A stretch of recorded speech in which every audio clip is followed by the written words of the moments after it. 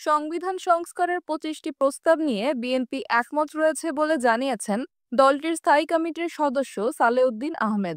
বৃহস্পতিবার দুপুরে সংস্কার নিয়ে জাতীয় ঐকমত্য কমিশনের সঙ্গে বৈঠক শেষে তিনি কথা বলেন। সালেউদ্দিন আহমেদ আরও বলেন, সংস্কার প্রস্তাবের 25টির সঙ্গে একমত এবং 25টিতে আংশিক মত দিয়েছি আমরা, বাকিগুলোতে আমাদের দ্বিমত রয়েছে। তিনি বলেন, সংবিধানের প্রস্তাবনা থেকে শুরু করে সংবিধান সংশোধনী নিয়ে যে মৌলিক প্রস্তাব দিয়েছে সেগুলো নিয়ে ঐকমত্যে পৌঁছানোর চেষ্টা করব। যেটা যৌক্তিক সেটাই করব। প্রয়োজন হলে আমরা আবারও বসব।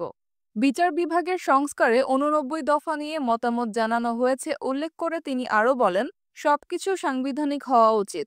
বিচার বিভাগের স্বাধীনতা চাই, প্রক্রিয়াটা যেন সাংবিধানিক হয়। বিএনপির এ নেতা আরও বলেন, নির্বাচন ব্যবস্থা সংস্কারে বেশিরভাগই সংশোধনী দিয়েছে। এনআইডি সীমানা নির্ধারণ নির্বাচন কমিশনের অধীনেই থাকা উচিত।